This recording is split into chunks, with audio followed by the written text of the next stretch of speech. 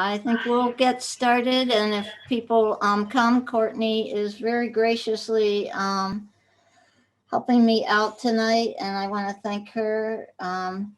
If anybody doesn't know Courtney, she's the head of the recreation department, and we are using their Zoom link here, and she spent a lot of time helping us get the show going. I'm Rhoda Capron. I want to welcome you all for tuning in tonight. I am with the Nottingham Historical Society and the 300th Committee as well, and those two organizations are co-sponsoring tonight's talk. The 300th Committee is been working hard to come up with a great schedule of events, and our 300th celebration is coming up in 2022, and we thought in preparation for that, it'd be nice to have some talks about the history of Nottingham and what makes it special. But we would like you to check out our Facebook page to see a list of proposed events, and also to, sorry, I'm trying to do two things at once. There you go. If we are definitely looking for volunteers to help us run our programs. So there is our email, nottingham300@gmail.com. If you can help us, we'd love to have your help. You see something that you would like to help out with, that's great. If you have some ideas, please email us. And you can also keep track of what's going on our Facebook page. We kind of have two identities, Nottingham 300th and Nottingham Tricentennial Celebration, which gets spelled all different ways, which is why I usually like to think of it as the 300th. But anyhow, please check that out. One of the special places to me in Nottingham is the boulders in the state park. And so I'm really excited to have that as the subject of our first talk. We're hoping this is the first of 4 talks that we'll have one a month. And our next talk that we have scheduled will be on loons, which will be on the same link exactly a month from today, Tuesday, March 23rd at 7 p.m. So we're hoping that if that's something you're interested in, you can join us then. We'll be having a speaker from the Loon Preservation Committee, and they've been monitoring the loons on the lake since 1976. And so they have a lot of information specifically about our loons here in Nottingham, as well as loons in general. Tonight's speaker is Joe Schmidl, and he earned a bachelor's degree in geology at the University of Massachusetts at Amherst, and a master's degree in environmental studies at the University of Massachusetts in Lowell. And he worked as an environmental study, that's the wrong line, sorry. He worked as an environmental hydrogeologist for nearly 30 years in the private sector, investigating the fate and transport of pollutants in groundwater, surface water, and soil. And he currently works at the New Hampshire Department of Environmental Services Protected In-Stream Flow System as a hydrologist. He's a professional geologist, a certified wetland scientist, and a designer of subsurface disposal systems in the state of New Hampshire. Joe and his wife maintain a homestead in Salisbury, New Hampshire, where they raise chickens and sheep and maintain a 7-acre hayfield and a 90-acre woodlot. Joe enjoys carpentry and woodworking, genealogy, as well as hiking and skiing. He serves on the town of Salisbury's planning board, and we're happy to note he's also a trustee of the Salisbury Historical Society, and he enjoys participating in their cemetery walks where he impersonates Moses Garland, one of the early settlers of Salisbury. We have you all muted, as I noted, and so if you have questions, please enter them in the chat, and rather than interrupt his talk, we will try and get to them at the end of the program. And I will now turn it over to Joe. All right, thank you very much. I am going to share my screen if I can accomplish this correctly. And I need to make sure I share my sound at the same time. There we go. I think I've got that going, and we'll know in just a second. Everybody, can you see my screen? Okay. Yes. Okay, it's up. So I'm very, very pleased to be able to do this, if for no other reason than I'm a member of a fellow historical society. It's a great organization to be able to bring information about the history of the town to folks. And we are going into the deep history of Nottingham, way back more than 300 years. We're going to take a look at some of the features in Nottingham and try to put it in the context of the world and how it fits into the other processes on Earth. So we'll try to start off with a bang, and I apologize if any historical stuff pops into the presentation anywhere. Let's see if I can start. There we go. So this is the geologic map of Nottingham. I've got the town boundary worked onto that. And as you can see, there's a bunch of different colors. Each represents a different kind of rock. And we'll learn about those as we go through. You'll notice this really interesting feature down here. This is indeed Mount Patuxent, very distinctive feature in the state. And we're definitely going to spend some time talking about how it fits into the Earth's history. We've also got these other features over here, long, skinny features that run across town. We'll look at those as well. But first, we're going to start with some basics so that you can sort of get a sense of how the world works. And just a couple of things. This is the Earth. There's a thin layer of crust on the surface, a mantle underneath, and then a core, mostly made of iron and nickel. All you have to take away from this is that the inside of the Earth is hot and dense, which means it sinks, and the outside crust is cool and light. And that means that it rises up and tends to stay at the top. You can see here, this is the mantle of the Earth, similar to that other diagram, that within the mantle, there are these convection cells that are scattered around the globe. And warm, hot rock will rise to the center, slide off to one side or the other, splitting at certain points. So they're diverging. And as they do, they drag the crust of the Earth away from those spots, creating a gap. In this case, there's an ocean ridge there. They'll drag it along, and it then goes down into the Earth again, sometimes under a continent, sometimes just under another section of ocean, because now it has cooled off, it's become heavier than the rock around it, and it sinks. So all of this action is driven by being warm, like warm air rising and cold air falling, except in this case, it's rock. And I've got a video, and I apologize that it's kind of got it. Well, I mean, some of the folks tonight will probably enjoy the rock theme that comes with it. Whoops. Oh, there we go. It's jumping around a bit. But it shows that in motion, and I think it shows it a little bit better than I can describe it in a slide. So I think this runs about 30 seconds or so. It happens because hot rock rises, heated by the Earth's core. Near the surface, the rock spreads in two directions and goes sideways. It begins to lose heat. Eventually, the much cooler rock sinks back down. Through this spreading process, the Earth's crust is very slowly dragged apart, and it's this that ultimately causes the continents to move. Where the plates collide, the rock on the seafloor containing carbon from the dead plankton is carried deep into the Earth. As it descends, this layer of rock is heated, so the rock melts, releasing carbon dioxide.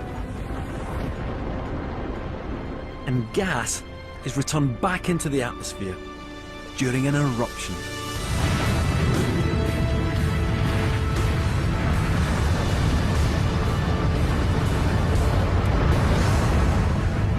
The remarkable cycle is complete. So that gives you a little bit of a picture of how the plate tectonics works. And one thing that didn't show up well in that, that animation that I'd like to show in this one is what happens when oceanic crust comes and goes underneath a continent, in this, which is on the right-hand side of the screen here. And you'll see how it scrapes up seafloor sediments and piles them on one end. And that's very important because that is where the rocks that form the majority of the bedrock in Nottingham come from. So this is an even shorter video. It also does not have a rock and roll theme, so I'll walk through it. But you can see that this plate is moving underneath and gradually scraping up this accretionary wedge, they call it, and piling material at one end. And one thing you'll note is you can see these faults start to form in the material as it continues to move along. And you remember those because we'll see those again in a bit. And you can see here that you've got that, that mass of material that forms on the continental margin. So here's a map of the world. There's the North American plate where we all live. We live on what they call a passive margin because we're not on the front edge. The plate's moving this way, away from the Mid-Atlantic Ridge and towards the Pacific, where the subduction's occurring and crust is or materials going under the Pacific Ocean. Or actually, Pacific Ocean's going under the continent. Excuse me. But anyway, so we're right in here on the backside, so we're safe. I have two son and a son-in-law who live out in California on an active plate boundary, and I can't understand why they'd want to do that with all those earthquakes and volcanoes and things. But back here, it's pretty nice and safe. We're on a passive margin at this point. So then, and now we're going to zoom in a little bit, look a little bit more closely at the North American continent. And this is a gross tectonic map that shows the big chunks of North America. And the thing I want to look at is, again, Nottingham's right up in here at the southeast corner of New Hampshire. And you can see that there's this band of material that's been packed onto the edge of North America. And you see behind it, this green band was packed on before that. And this blue band was packed on before those. And what this is that, as you saw in those other slides, where ocean material is scraped off onto the edge of a continent as plate tectonics takes an oceanic slab underneath the continental crust in the back, that's how these bands accumulate and become surficial rock and part of the upper part of the Earth's crust. And I've got a video here. This one runs very slowly. And I'm going to fast forward through certain parts of it. But this is a picture from about 540 million years ago. It's a very slow animation of how the continents moved around. So let me get you oriented. Down here is North America, and the eastern coast of North America is actually on the south side of the continent at the moment. It's rotated around. And as you can see, it's south of the equator. It's way on the south side of the planet. And you can see that these island groups, the oceanic crust is moving north underneath North America. And these islands are being scraped up and plastered onto the edge of North America, just the way we showed you in that previous map. Now, we're in the Ordovician. And some of the rocks in Nottingham are Ordovician in age. Right now, they are seafloor sediments to some degree on the floor of this ocean, and other parts of them are part of this mountain range. And during the Ordovician and into the Silurian, that's when those rocks are plastered onto the eastern coast of North America, which is facing southeast at this point. And as you can see, there's a big mountain range starting to form here. And this is where we're coming into a period of time when all the land masses in the Earth pretty much came together and formed one massive continent. And see this mountain range forming more and more strongly, getting higher and higher as time goes on. And now this Iapetus Ocean here is closing, and Europe is squeezing in against North America as well. And now this mountain range is getting even higher. We're starting to move a little bit north too. North America has actually crossed the equator to some degree and is heading a little closer to where it is today. And now there's a long period of kind of inactivity. This area sticks around for a while. There's an ice age in the southern part of the planet, but there's this area is sutured together pretty heavily with those mountain ranges all tied together. And I'm going to move us along just a little bit because nothing really happens for a while yet. This mountain range is worn down a little bit. It's not as high as it is. We're now coming into the time of the dinosaurs, the beginning of the Triassic. And this is where things get interesting again. As you can see, there's an ocean starting to form here. And North America is going to separate from Europe, or oh, this is Africa here. And Europe is already separated a bit. And this is what's going to become the Atlantic Ocean. And this rifting process, and you can see now we're well into the northern hemisphere where we're supposed to be. This rifting process is what is going to create the Atlantic Ocean. I'll move us along a little bit further. And you can see sort of in the blur behind there, the ocean's opened up some. And the rest of this is pretty much the opening of the Atlantic Ocean. But now you can see that all of New England is laid out in the way it's going to be until our time. And it's just basically the ocean widens in between. We just passed the KT boundary when the big meteorite landed in the Yucatan and killed all the dinosaurs. So now we're in the age of mammals in the Paleocene. And so for a long time, when that mountain range was in place, the area of New Hampshire was full of dinosaurs. And actually, there are dinosaur tracks as near as down in Massachusetts, near where I went to college. And again, this sort of just tracks along the rest of the way. At the very end, you'll see that we have our own little ice age at the very end, and that's it.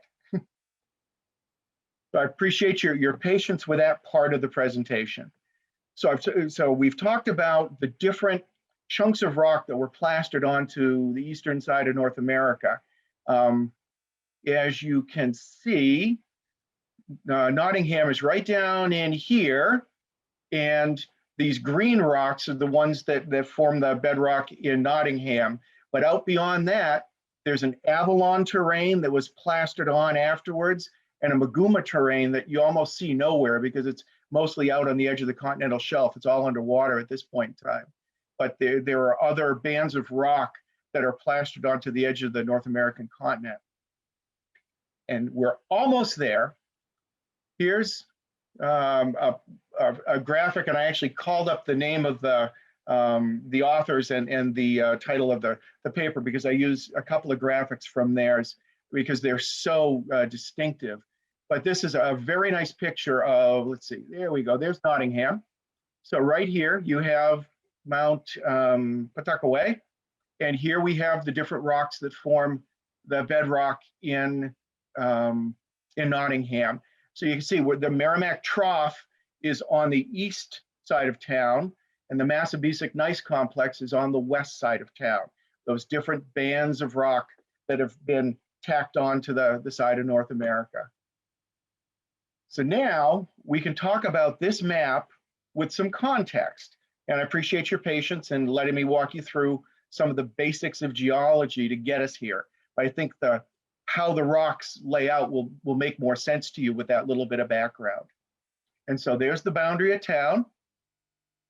And there are three different rock formations that create the majority of the basement of the bedrock in Nottingham. The oldest one straddles the Silurian and Devonian. It's the Berwick Formation. And this is a deep sea, it's a metamorphic rock. It's been changed from the original sediments.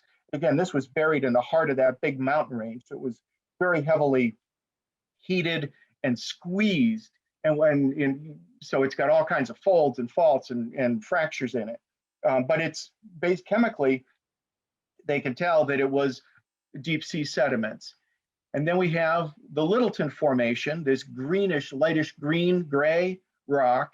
This is also a deep sea formation, so again, scraped up from the ocean floor and packed up to create a mountain range.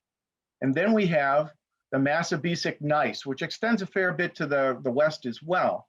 Now, this gneiss demonstrates very nicely, use the pun there, one of the principles of geologic mapping. You note that this edge of the gneiss crosses this boundary and comes in this way and then crosses it back again, but it moves irrespective of this rock boundary. That means that where this boundary means that this rock was laid down first and this rock was laid down second, the Littleton came second. The Mesozoic gneiss came later because it injected itself across those boundaries irrespective of the rock that was there. So this is how superposition of one rock on top of the other or through another in this case really demonstrates which one's older and which one's younger in a lot of cases. And finally, the other thing we wanted to talk about were those two faults that run across the east side of town. And now looking at this tectonic map to the side, you'll note that these are actually part of the Watson Hill Detachment Zone, which is an old fault that is left over from when the mountains were built way back then, that big mountain range. Finally, and probably most interestingly, is the Tuckaway complex. Now, the Tuckaway rocks are much younger.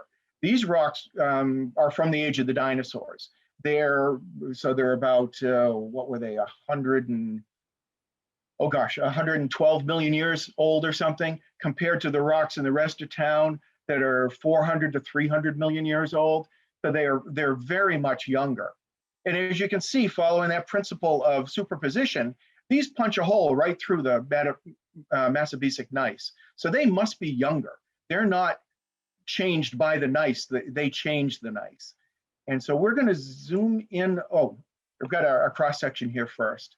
So let's, another little concept to try to get you to take a look at. Pretend we take a knife and we cut along this blue line. We take the south side away and we look at this face, looking north. This is what you would see. This is a cross section. So this Mesozoic gneiss here is over at this end of the line. You can see the Tuckaway complex. Vertically, this column, stalks of rock that are coming up from below, right here, more of the gneiss. Then you see some of the Littleton Formation, this gray band here. This darker purpley gray band is the Berwick Formation. And so that gives you a sense of what these rocks are doing. Now look at these faults that we were looking at before. Look how steep they are. Do they remind you of these steep faults that we saw in that picture, and these faults as well, of the continental crust being packed again with sediments up against one side?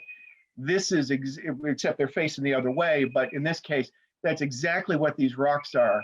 You can see how tightly they're folded, they're packed together, they have these tight faults in them. That is really a great demonstration of how the plate tectonics served to assemble the rocks that are in Nottingham today. So that Mesozoic, or we're going to talk about the Mesozoic hot spots now, and that's what Mount Patuxent is. If you look at a map of New Hampshire, you see these yellow rocks. These are all of Mesozoic age, Jurassic or Cretaceous rocks that are magmas, or that were injected in up into the rocks that make up the state of New Hampshire. You can see they very much run in a line, north to south. And when you age date those rocks, the uppermost ones are 196 million years old. And they don't run exactly like clockwork, they do range a bit. But as you go down and you look at all the age dates from top to bottom, you will notice that they get younger and younger with time. And that's because a hot spot tracked across underneath New Hampshire, something coming up from the mantle that melted rock underneath the state and created these volcanic necks that fed volcanoes at the surface at that point in time. Now here's a close-up of the Tuckaway Pluton, and I won't go into the details of the different sorts of rocks that are here. I guess this is going to be posted on the website, so if you ever want to go back, you can look at this and do your research and get a description of these rocks in great detail. But let me just say one thing. A monzonite, and there's two different monzonites. The orangey pinkish rocks are monzonites, mapped as orangey and pink. They're not really that color.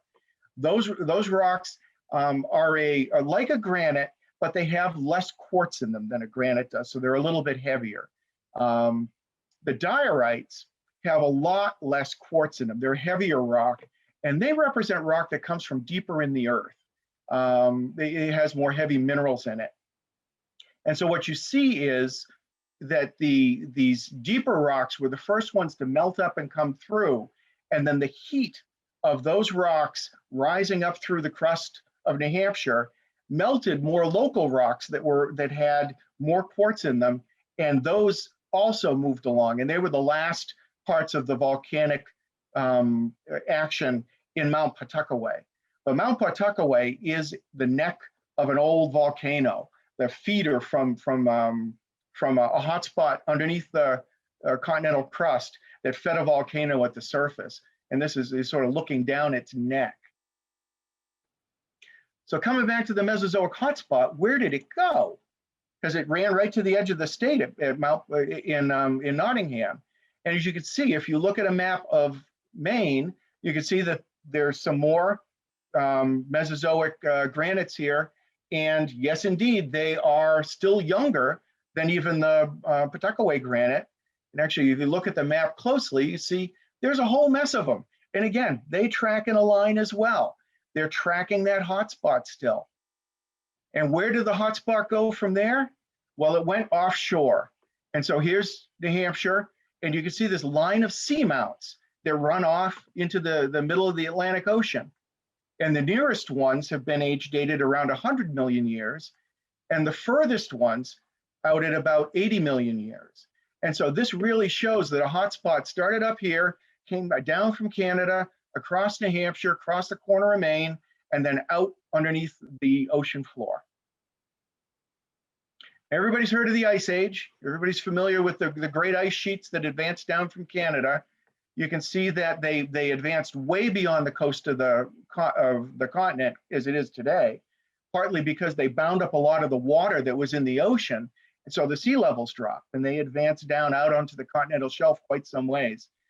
And in fact, every so often, once they retreated, they actually, because sea level was so low for a while, that was actually an area that animals could live. And every once in a while, some lobster fishermen will haul up a mastodon tusk that they hooked with their nets or their lines. And so about 13,000 years ago, based on research that's been done on lakes and how soon they were exposed to or how old the sediments in the lakes are, right about here is where Nottingham is. And so we're between 12.7 and 13.3 thousand years ago, sorry, way shorter time period. And so about 13,000 years ago is when the ice finally melted back and headed north. It had advanced down from Canada. The direction of ice flow in the area was from northwest to southeast. And but it's been it opened up about then. This is a superficial geologic map that I was able to pull up for the southern part of Nottingham. Couldn't find a good enough map for the north to try to integrate together. And it's not colored, so it doesn't show up very well. So I'm going to add a few things to it. There's some indicators here that show what the direction of ice flow was. And again, it agrees very well with the big ice sheet map. The other thing you see is this whitish area that I've just colored, this green, is an area where there's a lot of glacial till, a lot of glacial deposits. Surprisingly, a lot of this southeastern part of Nottingham is pretty bare of glacial deposits. It's very little. The rock is very, very shallow, close to the surface. And we'll see a good view of that in a minute. And then just as another glacial feature to point out, there was, because as the ice retreated, it tended to form little dams that formed temporary glacial lakes.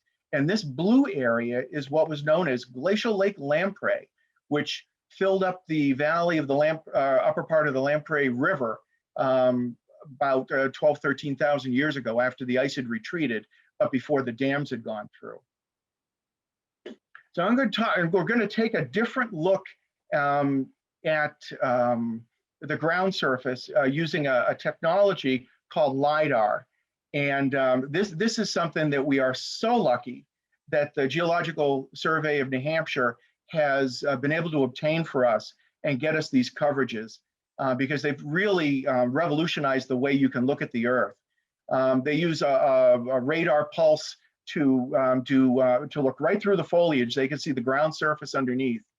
And I want to put out a pitch for the New Hampshire Stonewall Mapping Project, which is a great innovation. It's an opportunity to look at this LiDAR data in your own hometown. It covers the whole state now. And what the state geologist had recognized is that what really stands out on LiDAR are these stone walls. It's so detailed, they can read stone walls off the ground. And so set up a mapping project where citizen scientists can go out, identify stone walls on these LiDAR maps, and then come and map them themselves. And it's really done a tremendous job. I don't know how many thousands of miles of stone walls have already been mapped, but it's really cool. And I've put a link into our presentation that will take you to the Stonewall Mapper page, so that if you want to take a look at that yourself, you can. So this next image is going to be one of the LiDAR images. So remember, this is digital data. It's all a bunch of points. And because our computers are so smart, they can turn those points into a false image of the ground surface. And what this one is, if you notice, this is illuminated from up here in the northeast corner. So the light's shining this way. Now it's shining crossways to the direction of ice flow. And so what you see in this view is a tremendous view of the glacial features that are present in Nottingham. You can see all these long hills, all kinds of track marks. I mean, it's almost like somebody took their hand and just wiped it across the pane and smeared everything in one direction. So again, these are the directions of ice flow. You can look at a lot of these hills have very oriented long axes. These are called drumlins, and these are oriented by the ice. They actually form under the ice. And when the ice melts back, they're left standing proud. And then finally, up here in the north corner, there are some very interesting channel deposits, which probably formed under the glacier to start with, and then were later modified. Many of them probably still contain streams to this day. Now I'm going to take another view of the LiDAR, but we're going to light it from the northwest instead of the northeast. Now this is a very different view of town. If you notice, almost all those glacial features have disappeared. It's really strange, but it's because they're all oriented in the direction of the light, so they don't stand up anymore. What you do see, however, because remember, those bands of rock were running northeast to southwest, those bands of rock and the fractures and faults that are associated with them really show up well. You can still see, you can even see some of the faults here around Mount Patuxent. And so now I worked really hard at this, and I was able to drape the geological map of Nottingham over that LiDAR image. So now you can see the relief underneath it, that detail, but still get the colors of the map. And now you can see that some of these long features, like this face right here, is really the contact between the Littleton Formation and the Mesozoic gneiss. That a lot of that boundary shows up. What you can also see is much closer up when we look at the Tuckaway Pluton. This is just amazing. You can see that these highest peaks, these circular ridges in the Pluton are the big mountains. They're the Mount Patuxent and the ridges that run off of it. They just stand up so proudly, and this is all that coarse-grained monzonite that we showed you on the map previously. Next, good, I'm doing just fine on time. Next, you can see how these faults that were mapped, and you got to remember, these faults were mapped back in 1955. So this is, you know, before we had any of this sort of data. But notice how they just trim off the ends of those ridges right where the topography changes too. So this is, it just shows how strongly these old faults influence the current topography. And finally, you can see that even where some of the faults break through that ridge of monzonite, that's where the streams get out of the bowl in the center and help it drain. So this technology has revolutionized the way we do both superficial geology on the glacial side, but even it really has strongly backed up some of the mapping that's been done of bedrock and continues to help out with better understanding the Earth.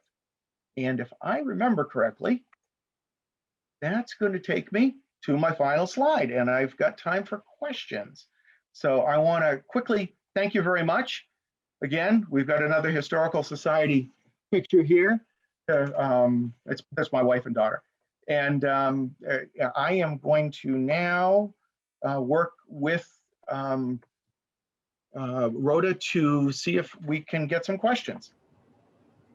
Well, I don't see any questions, but I have a question.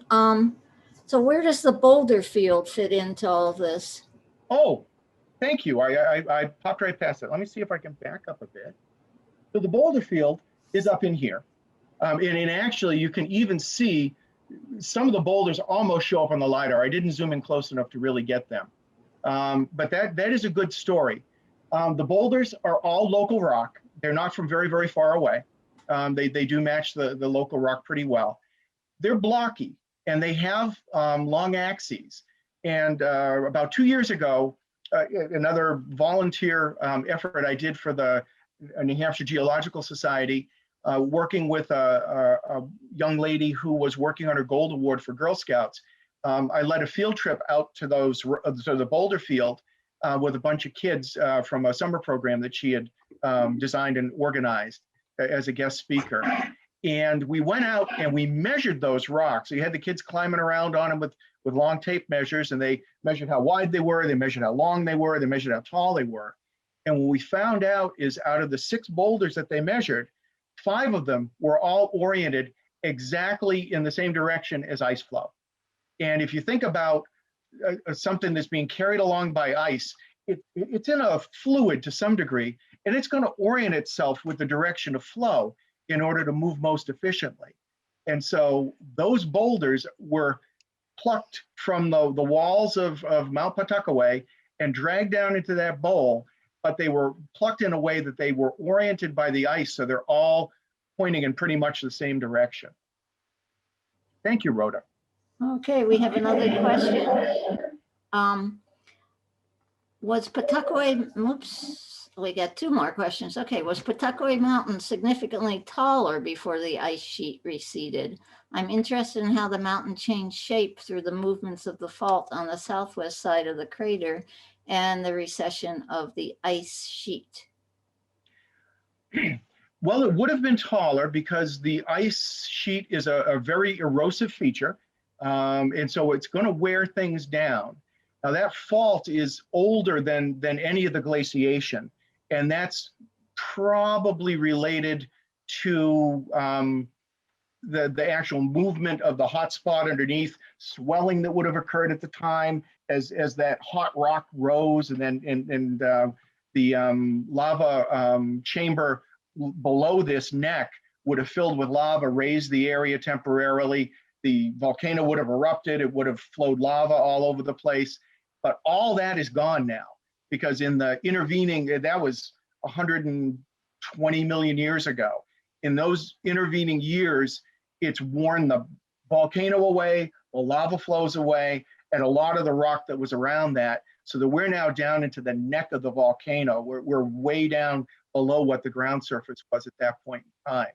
So there probably would have been a temporary rise and fall of the ground elevation at that time, but this has pretty much been where it is since it poked its way up through the crust.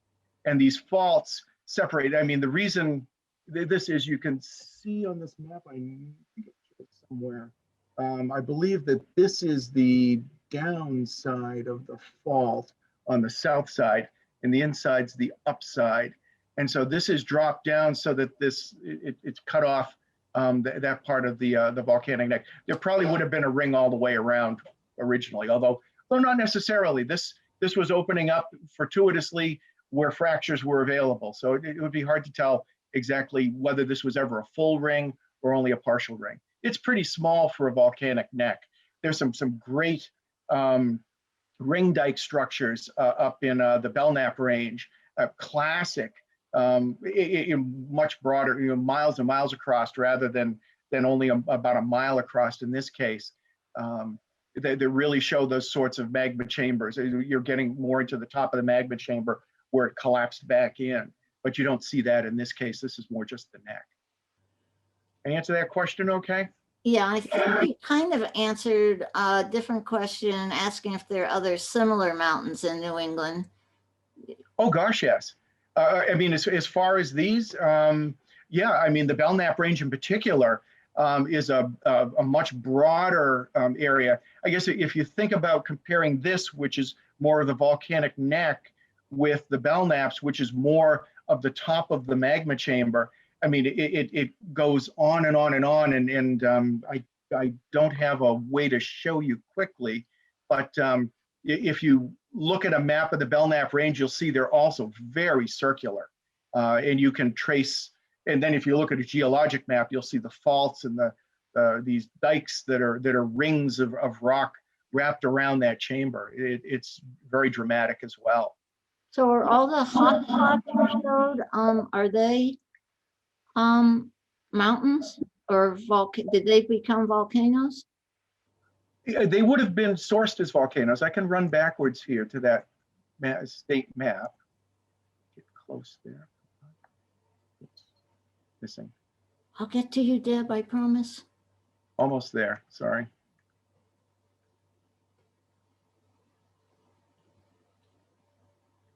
Too many animations. I can only go back one at a time. There we go. All these guys. Yeah, whoops, there we go. So these, whoops, I've gone too You far. were there a second. I was packed. they were stored up, so they kept going and I overshot. My apologies. There we go. So here's the state map. So all these yellow units, again, are where that hotspot passed underneath. It melted up through the crust. It also melted the crust around it that also mobilized.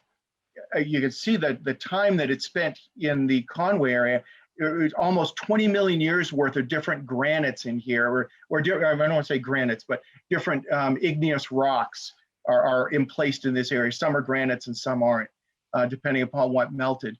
But yeah, I mean, granites and even these monzonites to a great degree are hard ridge-forming rocks, and they tend to form the mountains. So the White Mountains of New Hampshire, the Pliny Range is right up here. These are areas that tend to be mountains. Here's the Belknap Range right in here, the beautiful ring dikes. Oh no, I'm sorry, that's the Ossipes. The Belknaps are further down. But they're both of these are big ring dike complexes and magma chambers. Okay, great.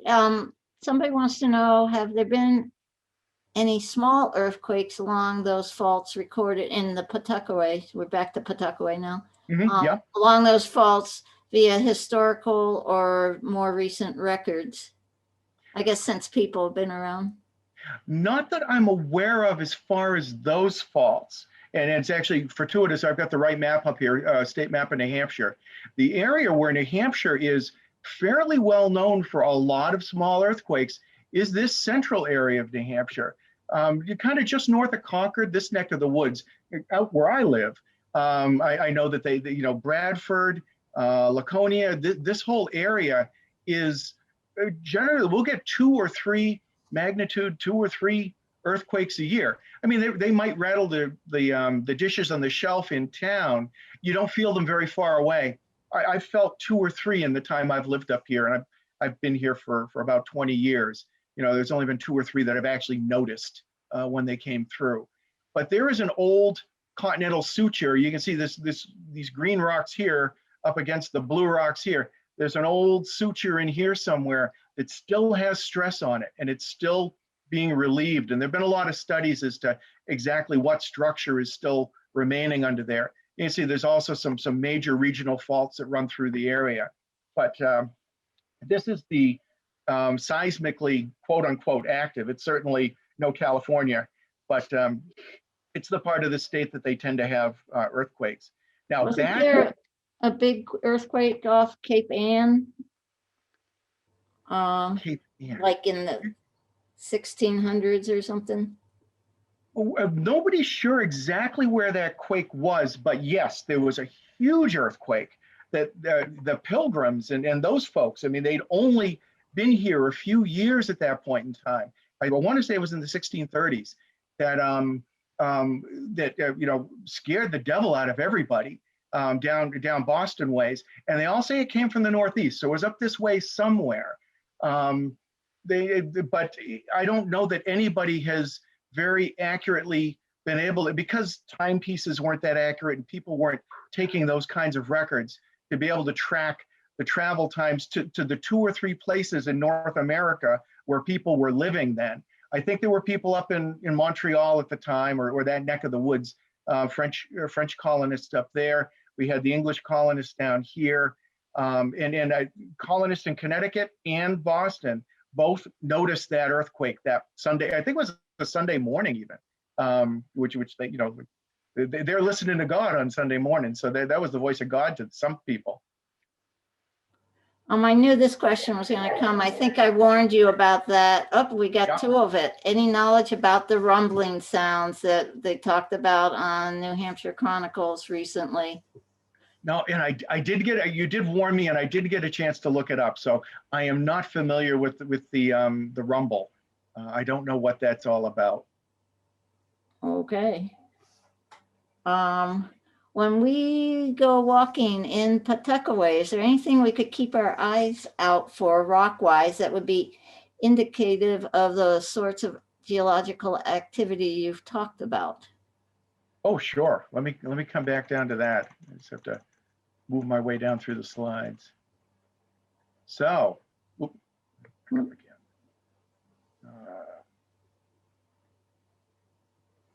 Here we go. So here's probably the best geologic map here. What I had done, we walked down this, when I came with the kids, we walked down this road, came across the end of Round Pond, and then walked up. There's a trail that comes up in here. And what I had them do is look at the rocks as you come down the road. You're in the Mesozoic gneiss, which is, you know, is very distinctive in and of itself. And I don't remember all the rock descriptions. I apologize. And then you have a fairly distinctive break as you come into the park, you cross the coarse grain monzonite, and the crystal structure is a lot bigger, and the crystals are different, and you'll see that difference.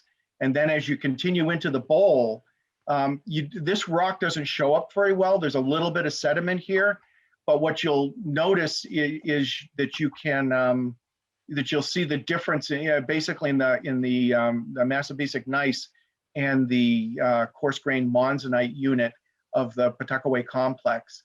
And again, if you really, you know, looking at a map like this, you could easily go around and especially where the ridges are formed, you could find the fine grain monzonite and the coarse grain monzonite pretty easily. Some of these others are probably, you notice there's a swamp over a lot of this in a low spot. A lot of this is going to be a lot harder to identify the individual rocks, but you could pick up 2 or 3 different kinds of rocks pretty easily on one fairly short hike. Excellent. I think that is all the questions we have. Thank you so much, Joe. It really was an interesting talk. Somebody did comment that they said it was way more interesting than they expected. Well, that's good. So, glad. That sounds good. Yes, and there's lots of thank yous coming in. Well, thank you guys very much for the opportunity to help out, and my best wishes for your 300th. We just had our 250th, I think, and you guys have been around a lot longer, so you deserve a good party. And you know, if the wind blows the right way and this COVID thing goes away, I really hope we can all enjoy this summer. Okay, well, I know a lot of people have been out enjoying Patuxent to the extent that they've tried to limit the people, but we're very lucky to have it in our town, and it's been great during the COVID to have a place where we can go out and explore. And I've explored a lot more Patuxent than I have in all the 40 years I've lived here. I've spent more time there this past few months, so past year, so it's great to know more about it. Good. Okay, well, thank you, everybody. Don't forget to check out our website and our Facebook page and see how you can help out with the 300th. And next month on March 23rd at 7 o'clock, we will have our loon presentation, and we hope you can join us then.